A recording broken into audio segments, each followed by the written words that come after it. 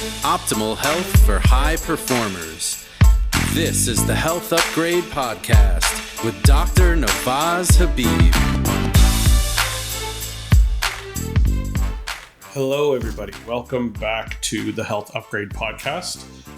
We're excited to have you back with us today, and JP and I are excited about this topic because it's been something that we've been working on for a little while and chatting about and discussing both online and offline. And we're excited to bring this concept to you of the 4 pillars of longevity. And we're going to go through this in pretty organic fashion. We're going to let this be a discussion to talk about all 4 of these pillars, what's so important about each of them, how they contribute to the concept of longevity, of health span, of optimization of our health, and contributing to this idea of longevity, of maintaining health for as long as possible and for slowing down that aging process that we seem to be really interested in positively affecting for everybody. We don't want to accelerate aging in anybody's situation, so we would love to figure out how do we make it a little bit easier to live longer and more healthy. So excited to get into this, JP. Thanks for joining me today again. Great to be here. Good to see you. So let's talk about this. We both have books that recently came out. I've got mine, Upgrade Your Vagus Nerve. You've got The Vagus Immune Connection. These books are kind of intro points for a lot of people into understanding, from my perspective, a little bit more clinical side, a little bit more patient side of the practical things that might be affecting stress and causing the vagus nerve to become dysfunctional, and why we then can't control inflammation in the way that we want to, and tools that we can then use to optimize. And then I'll let you kind of give a brief overview of Vagus Immune Connection. Yeah, the book is focused on the science behind everything you're talking about, focusing on how the vagus nerve sort of acts as the master control system for controlling both your immune system, because the vagus immune connection, but also how the immune system and the vagus nerve interact with your epigenetics and your mitochondria, and how your cells process energy. Because I think, just giving a little hint as to those pillars of aging and pillars of health that we're talking about, those are all really important systems in the body, and it's fascinating how they interact with one another to support really the full complexity of life. Absolutely. I think this is a great intro point, because what we discussed in each of our books is what is contributing to this discussion that we're in on today, and that is these 4 pillars of longevity. So let's go through these 4 pillars and introduce this concept to our listeners to let them know what these 4 pillars are, what we feel needs to be taking place in each, and why, if any of these legs is dysfunctional or not optimized, it will essentially contribute to loss of function and loss of that longevity that we seem to be dealing with in today's world. So let's go through the 4 pillars. Well, I always like to lay them out and then sort of talk about where they started from, how we got them. And we talked about the cellular energy, which is really, there's 2 forms of 2 ways that we take the calorie content of our food and convert it into the little battery packs that our cells use, which we refer to as ATP, adenosine triphosphate, which is the sort of the unit of or the currency of energy that all the biochemical processes in our cells use. You can do it through glycolysis, or you can use your mitochondria, which almost every cell in your body has mitochondria. Could just be a few of them. It could be literally hundreds of thousands of them. But every cell has them and uses them to generate the vast majority of the energy that the cell needs in order to conduct all those biochemical processes that are sort of uphill fights, because they're not energetically favorable, but we need them to happen. So we need to add energy to make them happen. So that's one of the pillars, is how we deal with our metabolism, and that's mitochondria. 2 is the immune system, and we've talked about this on many of the podcasts in the past, about how the immune cells actually build us. And so those immune cells are working primarily to construct, maintain, and support, and yes, defend also those the cells. And we don't necessarily want them to be spending all of their time being defensive, because when they're in that mode, they actually don't do the maintenance things that we need them to in order to remain healthy and in a homeostatic state. Then you've got the microbiome, and I know that that's a passion of yours, so I don't want to tread too deeply on that. But basically, we are an amalgamation of human cells and literally trillions of other bacteria and fungus and other things that live within our digestive tract, within our airways, and in our skin, and really anything else that interfaces with the outside world. There are these microorganisms that we have that live with us and help us to survive. We wouldn't be able to live without them. In fact, we rely on them to make certain really important aspects of signaling molecules and other things that we need to survive. So you have the microbiome. And then I like to think of the master control system that is the fourth pillar, or almost like the overarching one, because it's the one that allows us to control each of those other three pillars in pretty remarkable ways that we don't necessarily think about consciously as having control over, but we do, which is our autonomic nervous system. And we spend a lot of time talking about that. But I think today is the opportunity to sort of bring all of those pieces together and talk about them and how they interact with one another. We've spent a lot of time talking about how the immune system and the autonomic nervous system interface, but bringing those other two systems in and showing how they play a role, I think, is really important. I like to refer to it as the grand unified theory of life, or the grand unified theory of aging. When you bring those four pieces together, almost like the four forces of nature, you have gravity, electromagnetism, et cetera, bringing them together to sort of explain everything. Well, if you bring these four pieces together, we can explain it all. I have this visualization of basically like a table, and a table, at the top of the table, we've got this, obviously the tabletop. And in this theory, that tabletop is health, right? Is optimal function, is health. That is not simply the absence of disease, but actually the function at as optimized a level as possible. And this table has four legs, and each of these legs are the four pillars that we've discussed here. Mitochondria, microbiome, autonomic nervous system being the communication pathway between all of those other areas, and the immune system. And how these four pillars interact with one another is very much through this autonomic nervous system and through many important connections to the mitochondria and to the microbiome. And this is, I think, the ultimate visualization of what we're trying to create. Because if any of those legs is shorter or longer, or there's any dysregulation or there's any imbalance, that table becomes very wobbly. And as the table becomes more wobbly, it becomes a hindrance to our optimal health and our optimal function, and our longevity decreases, our ability to optimize function decreases.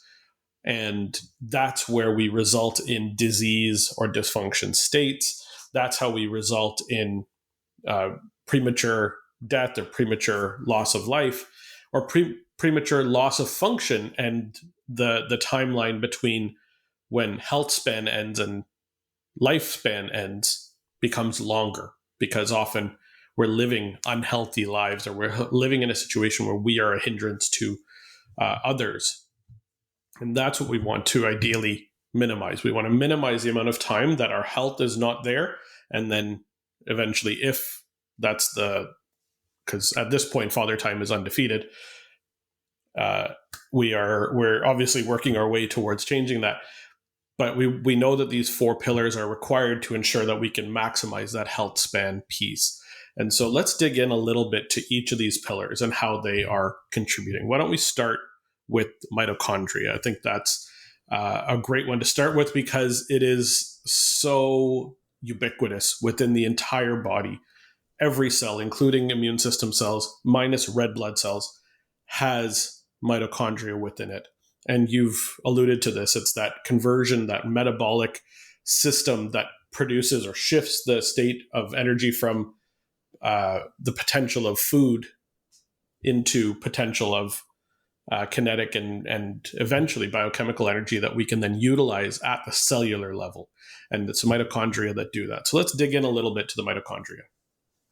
Sure. And as I said, I always like to look back in history. And I think in the case of mitochondria, it's really important to do that because if you go back to the very origins of life on the planet Earth and go back to RNA world hypothesis and the 4.5 billion years ago when we don't know exactly how it happened, but life came to be. The very first life was very primitive. It likely had some genetic code. It had some proteins. It had some ways of making proteins from the genetic code in sort of that central dogma flow from DNA to RNA to proteins, maybe not even with DNA. And those very primitive cells used ATP just the same way our cells use ATP as that currency of energy. But they only had a very, very simplistic way of making ATP from the various different organic molecules that they were able to metabolize.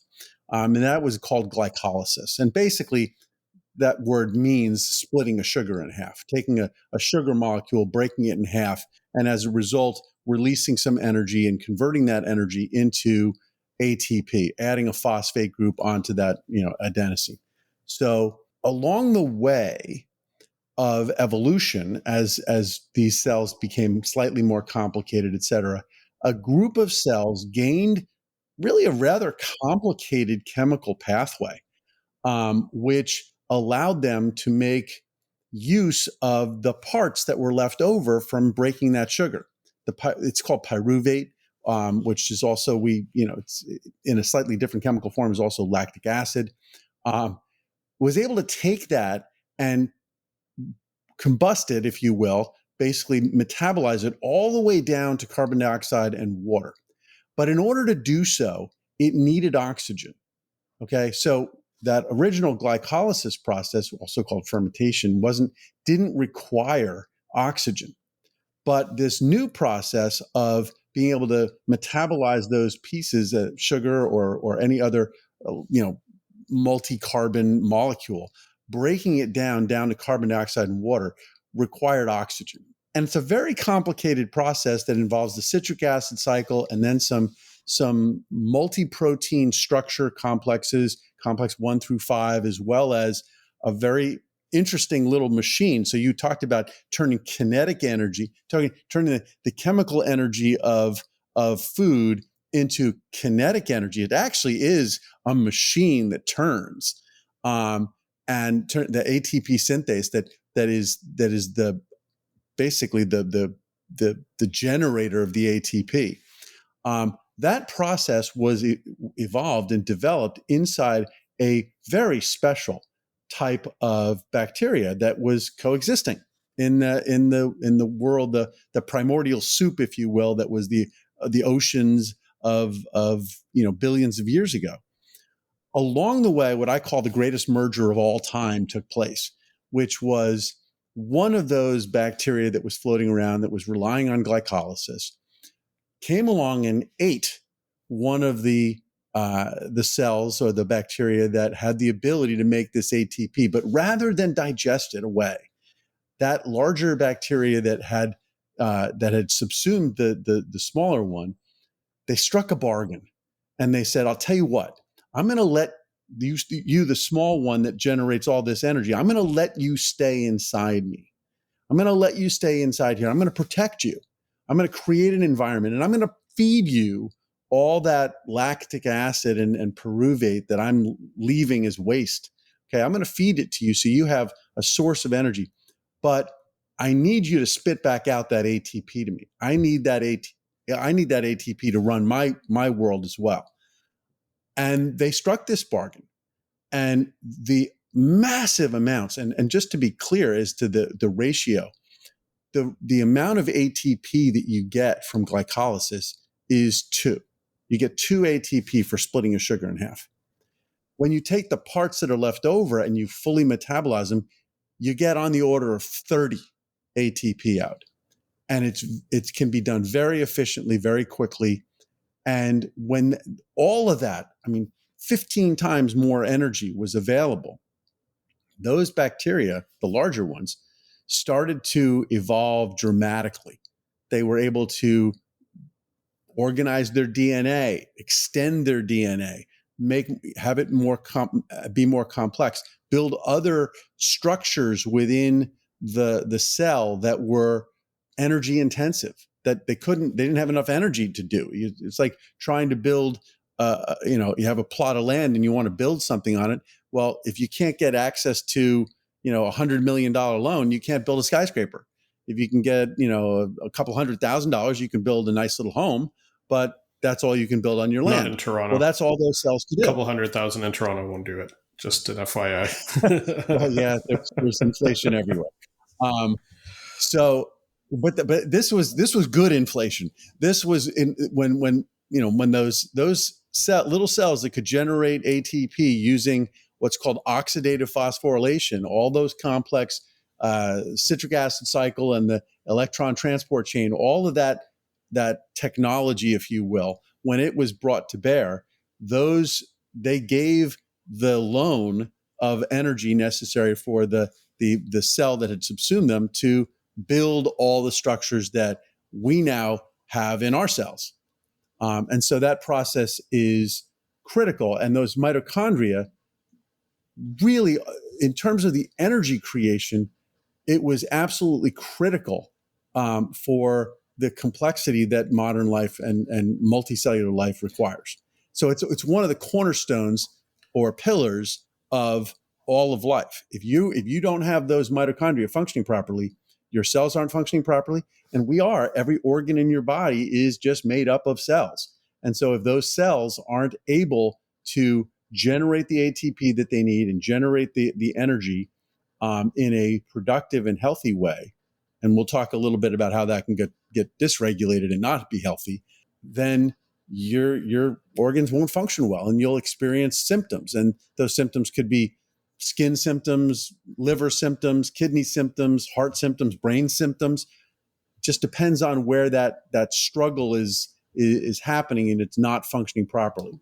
So it can exhibit itself in many different ways. Yeah, and I think that is such an important thing to understand when it comes to mitochondria and mitochondriopathy as being this underlying challenge at the cellular level in each of the organs that would contribute to a loss of function or essentially down the road to dysfunction and disease. And this concept of if we never took in mitochondria, we wouldn't exist. Humanity as we know it, higher life forms as we know them would not exist because it's a requirement to have energy in the quantities that are created effectively through mitochondrial function in order to sustain and maintain the level of cognition, the level of function, and the intricacies of our specific overall functions. Because we know that genetics are they're like the playbook, right? They're the underlying manual as to what each cell is going to do. And each of these cells has a different set of pages that they use from this manual. But ultimately, if they don't have the energy in order to perform said function of creation from DNA to protein, that whole pathway, if we don't have the energy to do it, we're not going to be able to perform that function. And that's often what happens in these mitochondriopathies is we have some sort of dysfunction, either overuse or underuse of these mitochondria that then result in genetic showings that we're unable to function here. And so the protein output decreases and then it looks like it's a disease of that organ, when in reality, the underlying issue is a mitochondriopathy. So let's talk about what a mitochondriopathy looks like. Absolutely. So as I intimated before, mitochondria are supposed to be very flexible with respect to what it is that they can use to generate energy. It just has to be any really complex carbon molecule within reason. Sugar is the easiest or I shouldn't say the easiest. I wouldn't even say easiest. It's just the most common today for our cells to use. We use glucose. Now, there's multiple different types of sugars. There's glucose, there's fructose, there's sucrose, there's maltose, there's all sorts of different sugars, ribose. All of these different sugars are different variations on the same theme. It's a ring of carbons, and breaking that ring into small strings of carbons is what glycolysis is. It's breaking it apart, continuing to break it down so that each individual carbon is ultimately released and joined with an oxygen to make carbon dioxide, and the hydrogens that are involved and the oxygens end up as water. That process can take place with sugar, but it can also take place with amino acids. So amino acids can be used as the fuel for generating energy inside mitochondria. But the one that most people want to use are free fatty acids. So basically fats. And the challenge that we have in modern society is that, our bodies are very complex machines that evolved at a time very different from today, when food sources were scarce. And so we went through periods of time when there wasn't a lot of food. And there certainly was nowhere near the same level of sugars and processed foods, processed carbohydrates that were so easy for those mitochondria to get access to. So what happened was during times of plenty, we stored energy as fat in cells, adipose cells. And those cells don't release the fat unless the circumstances are almost dire, okay? And we don't live in dire circumstances. So if you're overweight and you have additional fat stores and you're trying to release that fat so that you can lose weight, you can't do it if there's glucose present in your body in sufficient quantities to have your insulin levels rise. Now, again, insulin is a signaling molecule that your cells require, most cells in your body require, in order to be able to take up glucose. So when glucose is present in your bloodstream, insulin levels go up. When insulin levels go up, that pushes the glucose into your cells to be used as energy. But it also prevents the fat cells from releasing the fat. So you have to get your insulin levels down low. You have to get rid of the glucose in your bloodstream so that the fat cells can release the fats. Now, what happens is the fats leave, they come out, and they move into other cells, muscle cells, other cells in your body that need energy. And those fat molecules end up being used now as the energy inside the mitochondria. The ability to shift between using glucose and fatty acids is something that we call metabolic flexibility. And if you don't have metabolic flexibility, you can't do that. And the best way to have metabolic flexibility is to literally starve yourself of glucose for a sufficient period of time. Now, that's not a tremendous period of time. It could be something along the lines of 12 hours, 16 hours. In fact, most people think that your glucose levels will drop sufficiently within 7 hours. I mean, that's why overnight, it's usually sufficient for you to have worked through your glucose levels. In the morning, you have used them up, and now you're relying on fat. So the longer you can stay without using any food, not taking any food in the morning, it's actually better for you. In fact, there's a lot of people have talked about the fact that this idea that breakfast is the most important meal of the day is a fiction. It's a lie. It's a marketing ploy to get you to eat things in the morning when that's not the way Mother Nature really intended your body to function. Something that you said there really kind of connected, and I've had this same understanding of this breakfast is the most important meal of the day concept, quote unquote. And I'm sure you know the origin of this saying, but it came from Dr. John Kellogg, rephrasing what came from a dietitian at that time. And it was rephrased in such a way that it became this underlying thought that it needed to be easily digestible food first thing in the morning. And that's where Kellogg's cereal filled the void. Interestingly, what's really interesting is we're not seeing necessarily that it needs to be breakfast as it's traditionally known first thing in the morning, but rather protein intake first thing in the morning or first meal of the day. Does not need to be in the morning. The first meal after a period of fasting, because the name breakfast is literally break fast, doesn't need to happen first thing in the morning, and it needs to contain a good amount of protein, amino acids that then contribute to the activation of mTOR, which we can get into that whole other side of things. But there's some very, very compelling, very strong research to talk about that need to hit a threshold of a certain amount of protein to maintain skeletal muscle function. And that's really important to understand. The tissue type that is the most abundant in mitochondria, that has the highest density of mitochondria by far, is skeletal muscle tissue. And this brings us kind of full circle. Liver's got a lot of mitochondria. Liver's got a lot, 100%. That's detoxing and that's working constantly. But in terms of tissue that we can actively engage with and actively use to metabolize effectively, it's skeletal muscle. And skeletal muscle is used when we move effectively.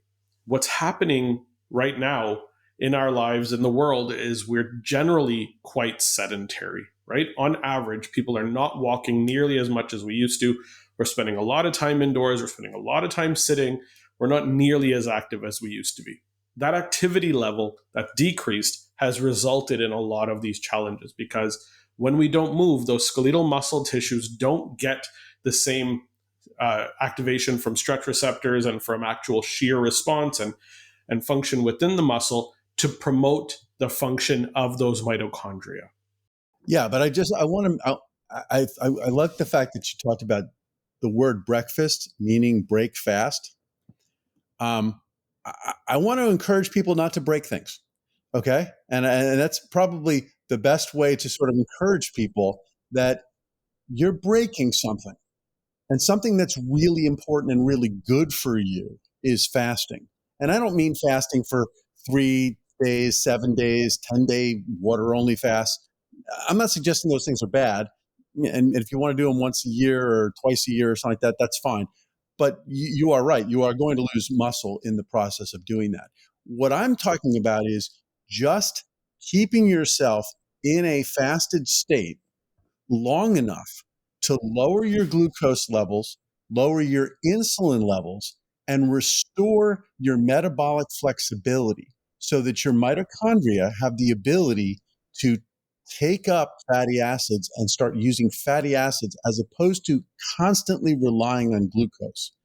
If you have that metabolic flexibility, frankly, it's amazing how quickly you'll stop being hungry, because your body becomes hungry and you feel that overwhelming need for food if you're not metabolically flexible, because your cells will literally scream out and say, I need energy. I need the glucose. I need the energy.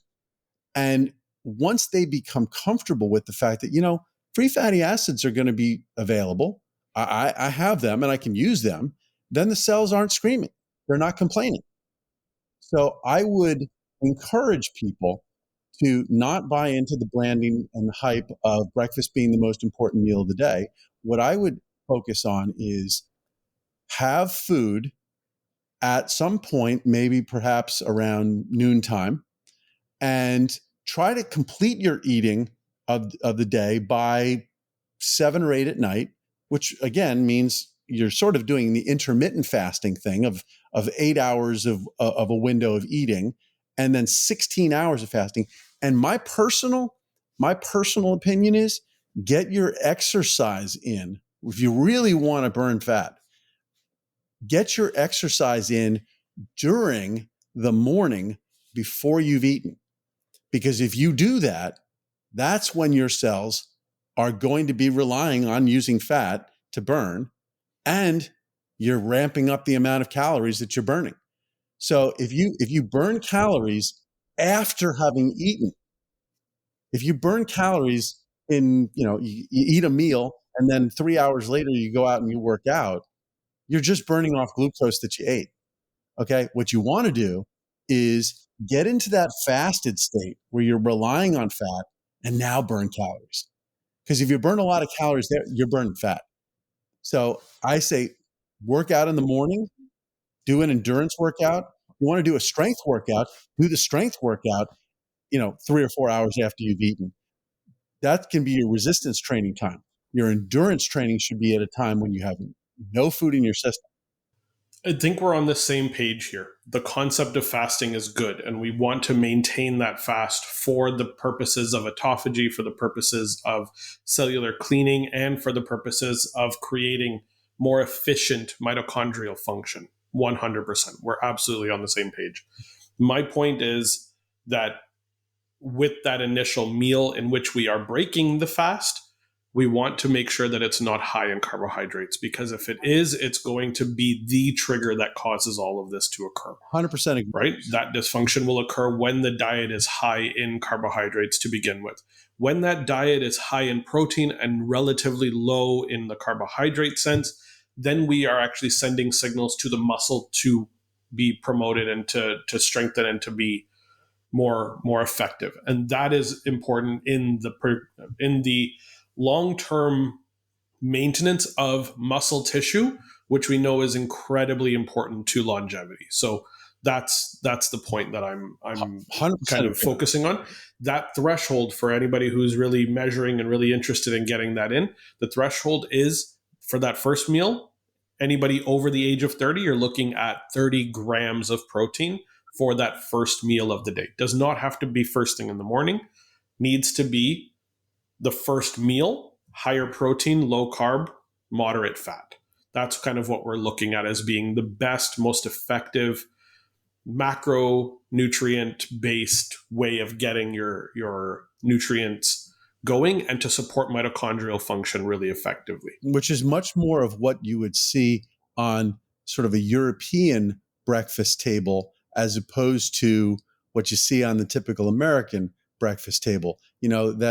That cereal first thing in the morning, that highly processed, ground up, either flour, corn, or some other grain in the milling process itself grinds that material into something that's so rapidly convertible into sugar. You're not getting a lot of protein. I mean, think about it. If you have, cheese, some cured meats, some eggs, things like that are on a typical breakfast table in Europe.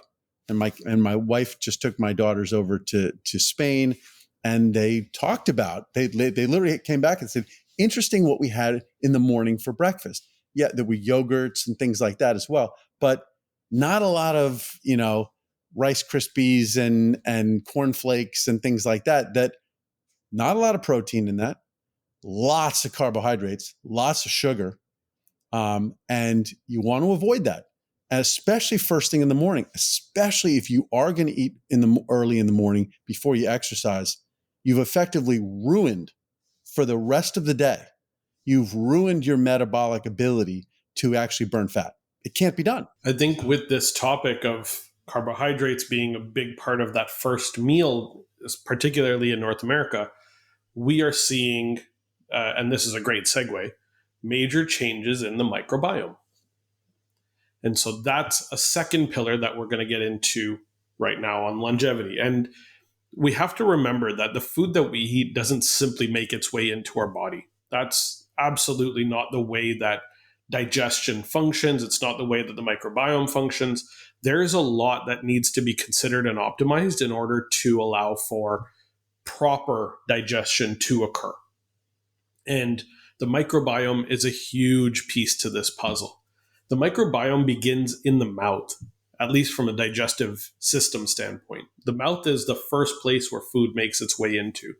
And the microbiome, let's do a little basic info on this, is the bacteria, parasites, viruses, yeast, and worms that live in and around us. And I call it in, but in reality, our digestive tract is not inside of us.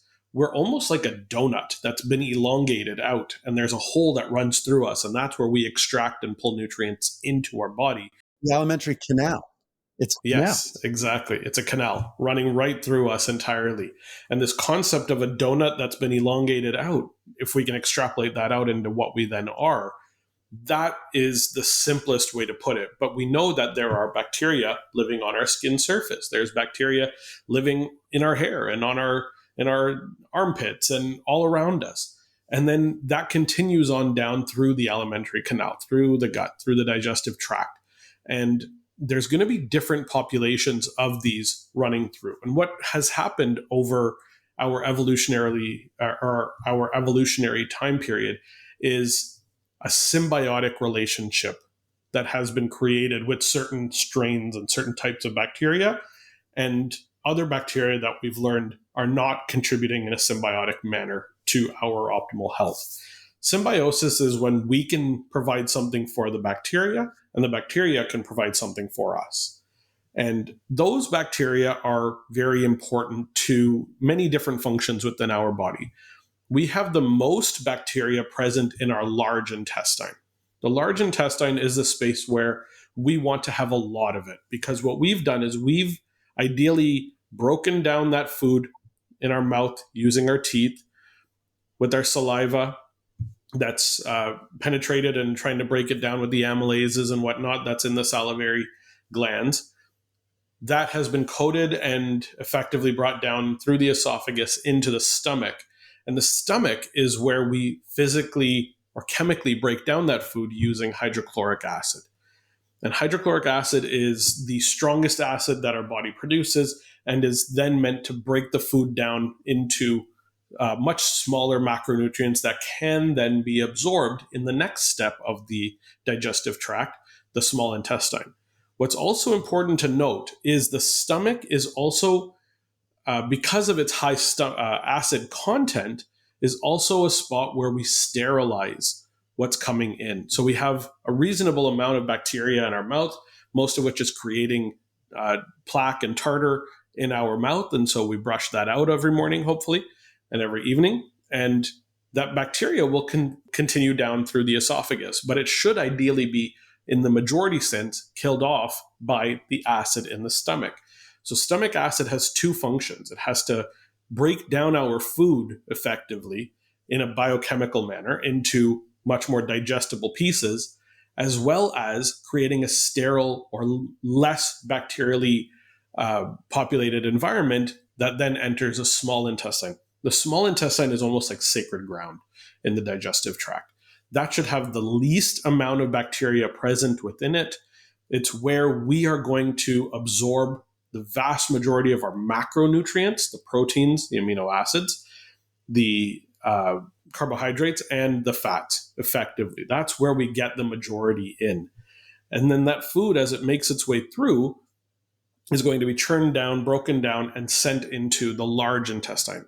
And the large intestine is where we pull in more of the water-based nutrients and the water intake in the large intestine. And that large intestine contains a lot of bacteria.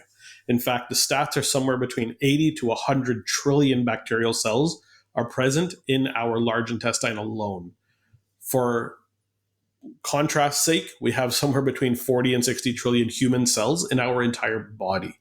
So this area, the large intestine, is very important to optimal function and to pull in primarily micronutrients that are water soluble into the body. So all of the vitamins outside of the A, D, E, K, A, D, E, and K are fat soluble vitamins, but the B vitamins, the C's, all of the other vitamins that we know of, that need to be absorbed that are water soluble, and other water soluble nutrients like minerals need to make their way into the body primarily through the large intestine. That population of bacteria that's in there are also going to heavily contribute to the production of neurotransmitters and precursors to other signaling molecules, butyrate, short chain fatty acids, 5-HT, which will eventually become serotonin. The production of dopamine is going to be heavily involved with this population. So this is a very important area. And then ideally, as we send bile through the gallbladder in, we're also going to eliminate toxins through this pathway. The toxins that are released through the body go through three different areas. They go out through the sweat, the urine, and the stools.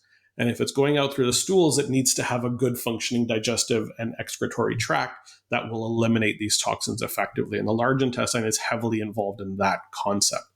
So that breaks down this entire important kind of digestive tract area. But the microbiome plays a very, very important role in ensuring that we get the right nutrients in, that we push out the right toxins, and this symbiotic relationship to the creation of neurotransmitters and hormones that we are always looking for.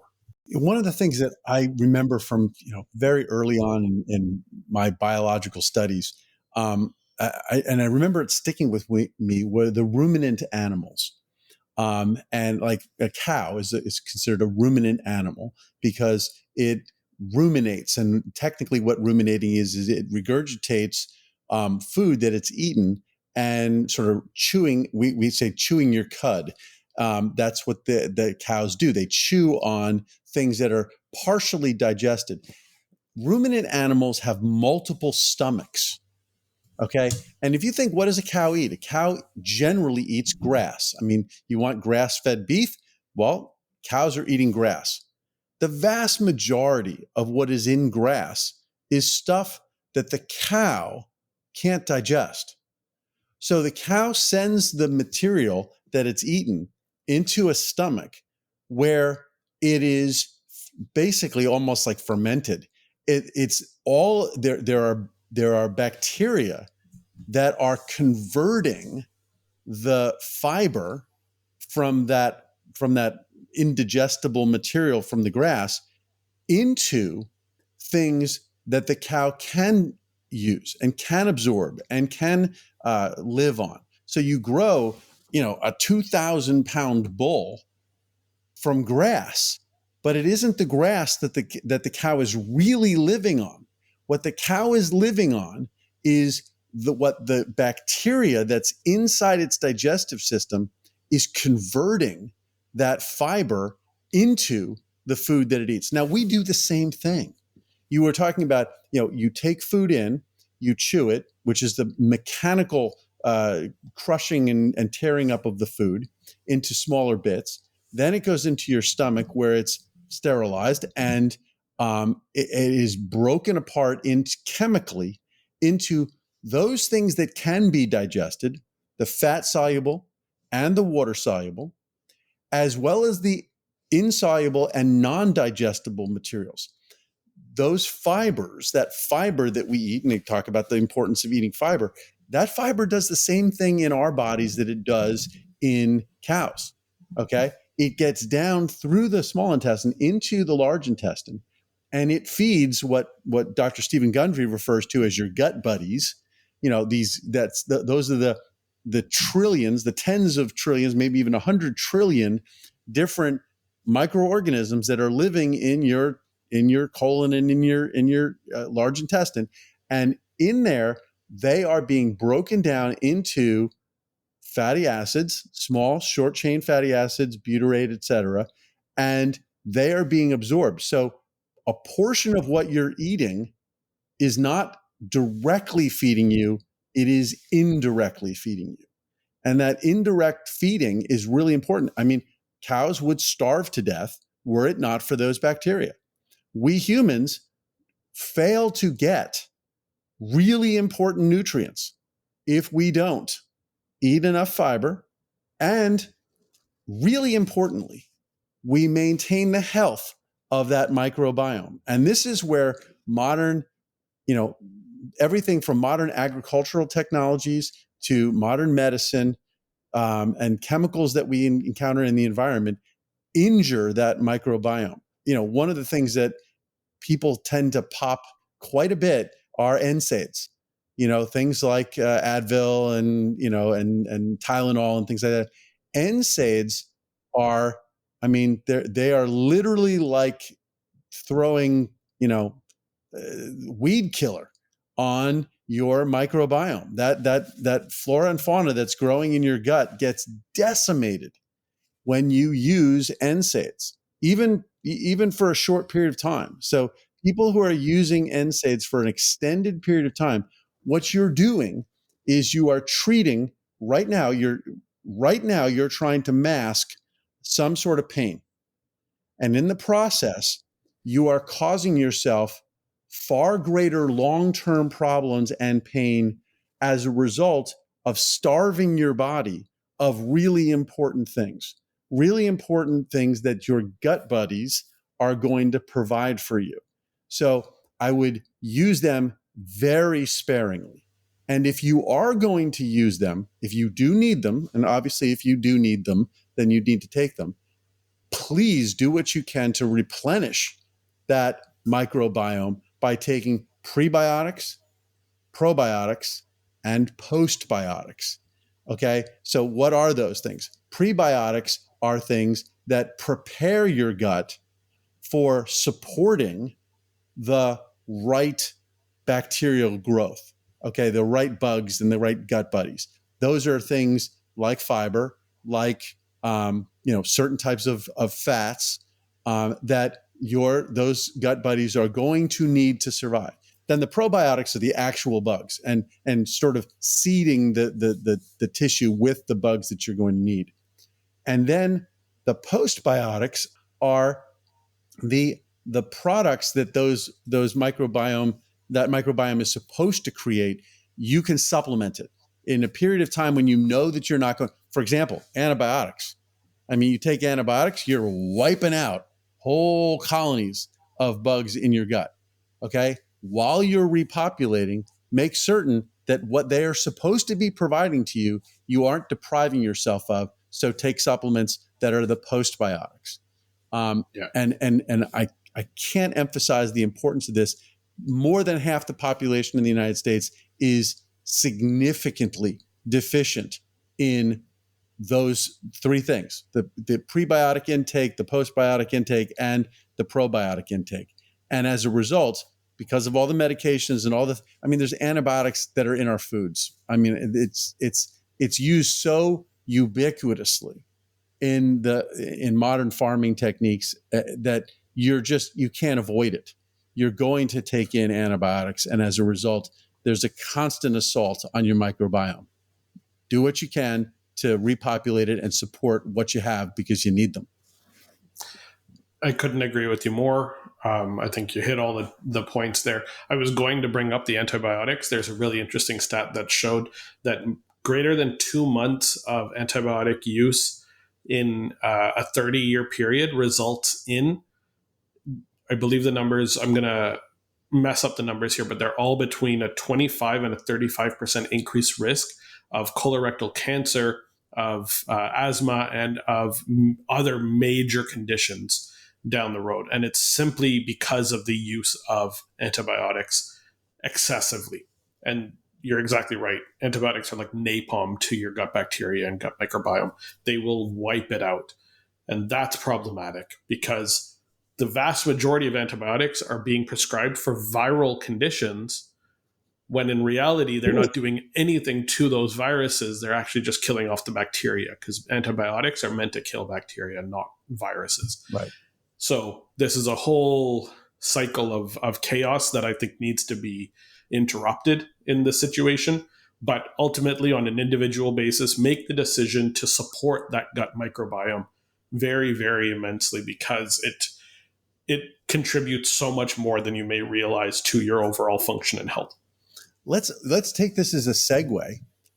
Yes. Because we're talking about antibiotics and we take antibiotics when we're sick. And there's something that gets activated in our bodies when we're sick, which is our immune system. So we've talked about the mitochondria. We've talked about the microbiome. Now let's talk about the innate immune system and the immune system and how it functions. And just to add to that point, as another segue, the gut is where the vast majority of the microbiome is. And just underlying on the opposite side of that interface between the lumen of the gut and the inside of the gut internal tissues, about 70% of your immune system cells by volume are located simply in that area. And so that's a great way to understand that this microbiome immune interaction is so important to fully understand. For sure. And the immune system, we've talked about this on multiple podcasts, so I don't want to rehash it too much, but we've talked about the fact that during gestation, the workers that build your body actually come from outside the embryo itself. It comes from the yolk sac. They infiltrate into the very early embryo, and they coordinate the growth of every organ, every tissue type in your body, and those same cells remain in that tissue, embedded in that tissue as tissue resident macrophages, whether they're your microglia in your brain or your Kupffer cells in your liver or your alveolar macrophages in your lungs. All of them remain there, and they are your tissue resident macrophages. When you get sick, there's another class of macrophages that infiltrate into the tissue. And I hate the fact that they're even called macrophages. They should be called something else, because they don't really, they in some ways behave the same way. They look the same. They do similar things, but they only last for a few weeks. They tend to die off or leave and go back, and you end up excreting them. They don't remain in the tissue. And they are, by and large, those recruited ones are highly inflammatory. The whole purpose of those tissue resident macrophages is to not be inflammatory. They can be driven into that, and there's many ways that they can be driven externally as well as internally, driven into that inflammatory state. And what I mean by externally is you can get a virus, you can get a disease, you can get injured, you can run yourself ragged. All of those things will activate your immune system. Even, going without sleep will activate your immune system. Being stressed out will activate your immune system. And you can impact those tissue resident macrophages that are supposed to be there supporting and maintaining and doing things in a very anti or non-inflammatory state, can get triggered into that. But we can do things simply by what we eat that drive inflammation. And so we've spent a lot of time talking about the immune system in the past, so I'm not going to harp on it, but I now want to tie it back to the mitochondria. Okay, so there's a symbiotic relationship between the cell and the mitochondria. There's a partnership that exists between your immune system and your mitochondria, and it works something like this.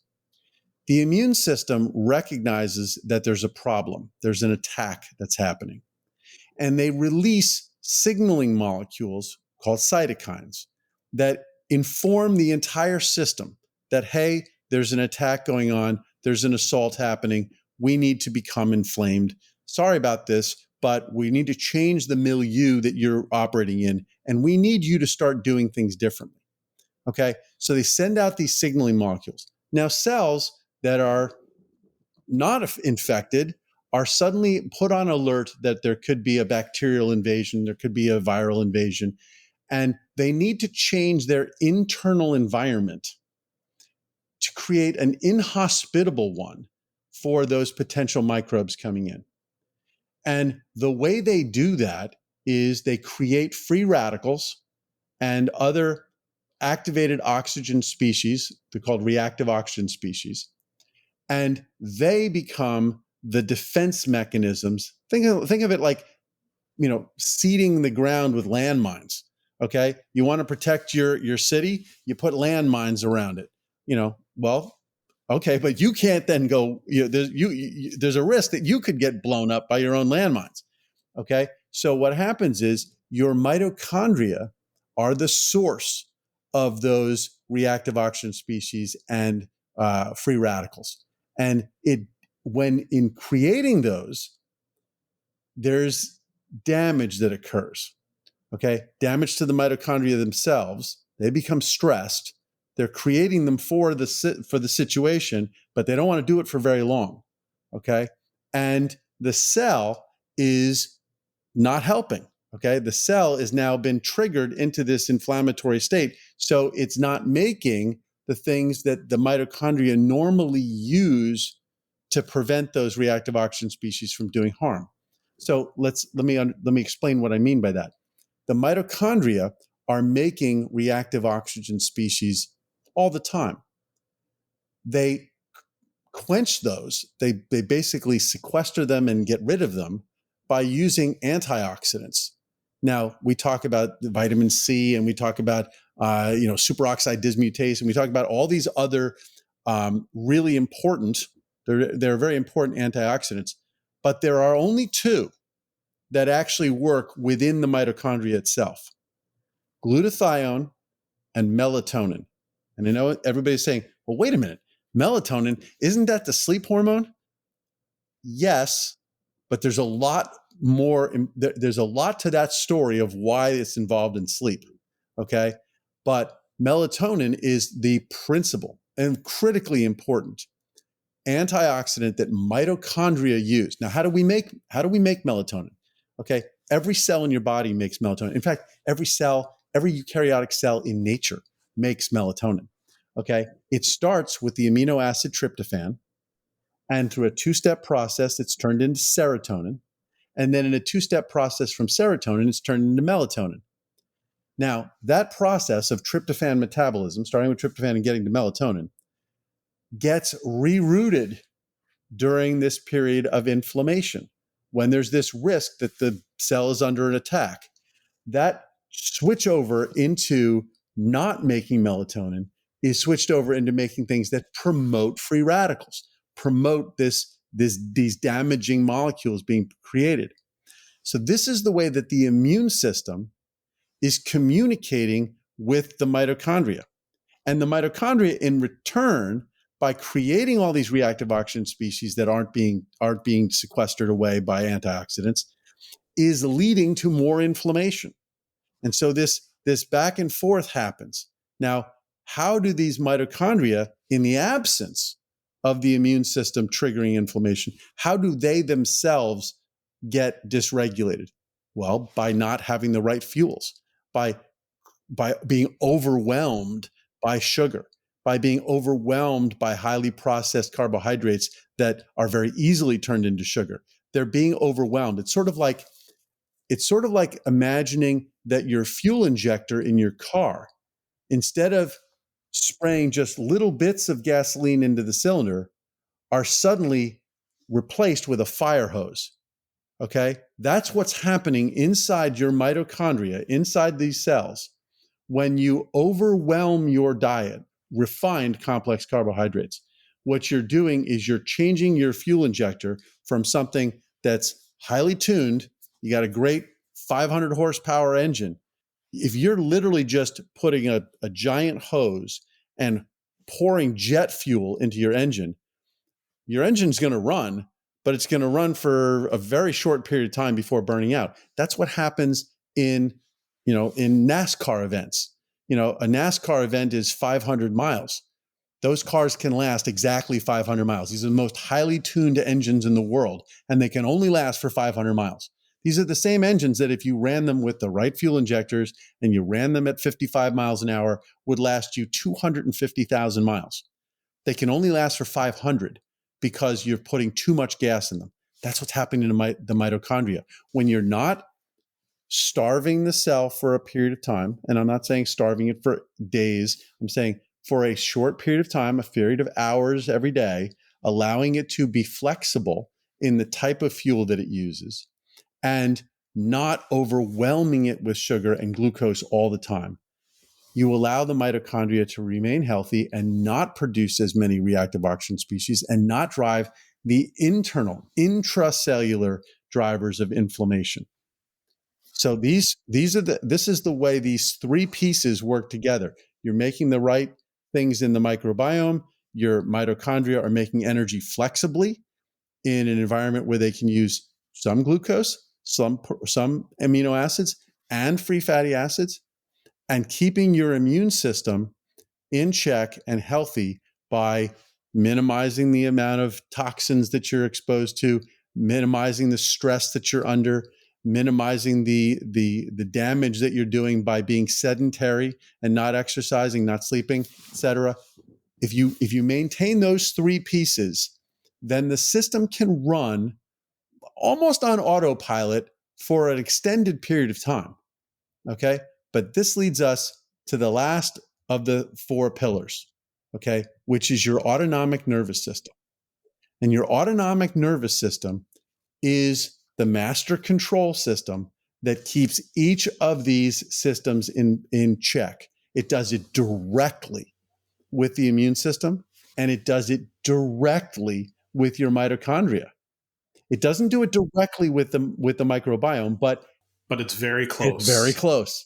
It's very close. And your mitochondria, remember when we talked, an hour ago, we talked about the fact that mitochondria are really bacteria that were eaten by another bacteria, and they just made this grand bargain, the greatest merger of all time. Those mitochondria are still really at their roots a bacteria. And so they know how to communicate. They like the same things. They like the same foods that your microbiome likes. So when you feed your microbiome, you're feeding your mitochondria. So, but we got to just get to the point about how it is that the autonomic nervous system regulates these. And we've said it across many episodes. The alpha-7 nicotinic acetylcholine receptor and the release of acetylcholine is what regulates your immune cells back into homeostasis. It helps support your mitochondria directly because that same receptor is sitting on the mitochondria, and it regulates the level of voltage. Literally, it's voltage going on across that inner membrane of the mitochondria.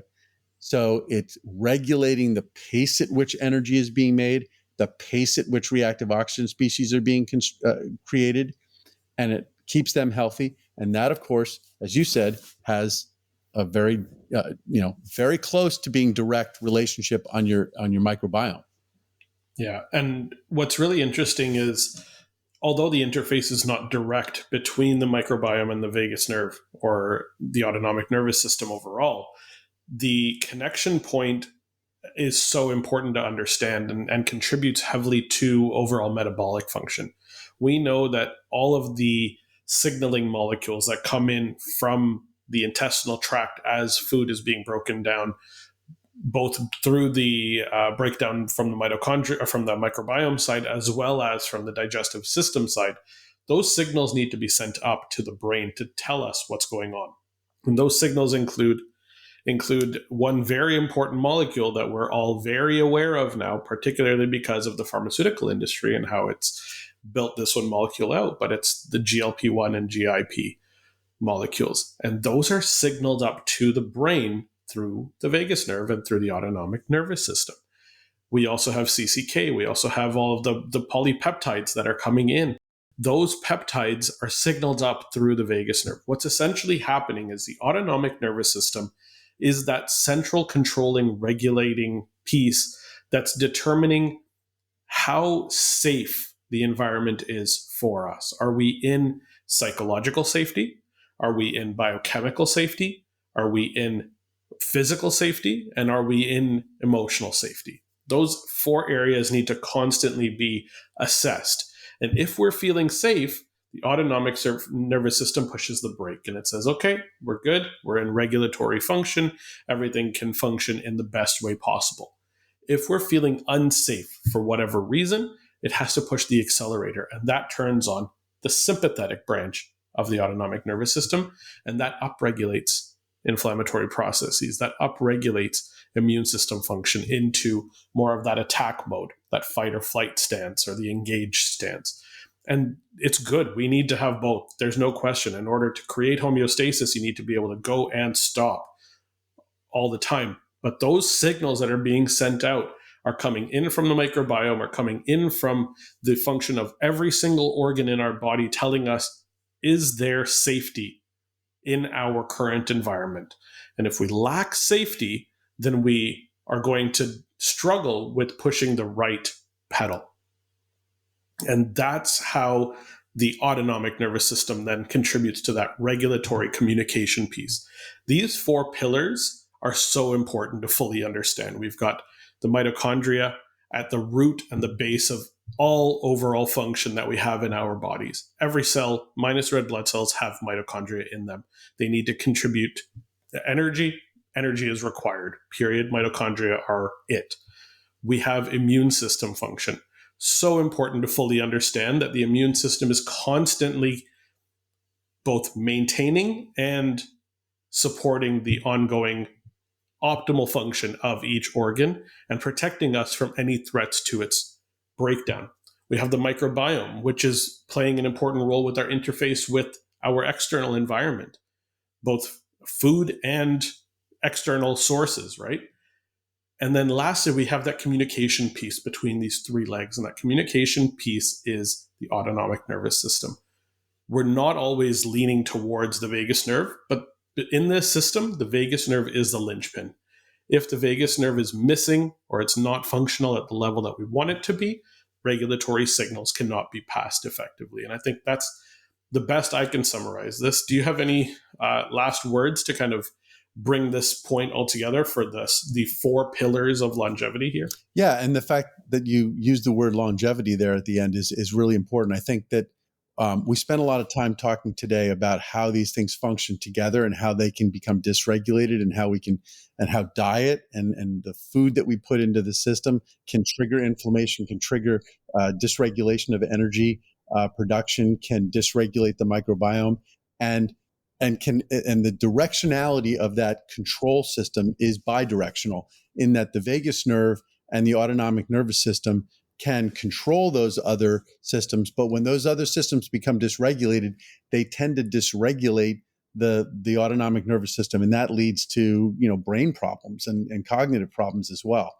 But what I'd like to do is take this as an opportunity to sort of set the stage for where maybe some of our other conversations are going to go over the next several weeks and months, which will be into longevity itself and how aging occurs and how we can measure it, how we can slow it, how we can use medications. We spend a lot of time bashing medications, but there are some that are pretty good out there, and want to talk about how we can use medications and supplements and exercise and diet to slow the aging process, and maybe even take a glimpse into ways in which modern science has opened the door to the possibility of actually reversing it. There are some really exciting discoveries, some of which have won Nobel Prizes in the last decade or so, that show us that the process of aging is not necessarily required, and that there are animals out there that don't age. They have what's referred to as negligible senescence. They don't age, and to the extent that they do die, they die typically very rapidly, where weeks or months before they died, they were just as healthy as they were at what we would call age 20. And so we are going to tap into all of that and discuss it in detail, and hopefully have some pretty exciting and interesting guests who are at the forefront of this. Yeah, we're really excited about the next couple months of wonderful content that we're going to be creating and sharing with all of you. And we're honored to be on this journey with all of you to help figure out how we can truly upgrade our health. And that's why we call this the Health Upgrade Podcast. So thank you so much for listening, for joining us for this wonderful episode as this introduction to this concept and this kind of next season into longevity. And we're really excited to have you along for the ride.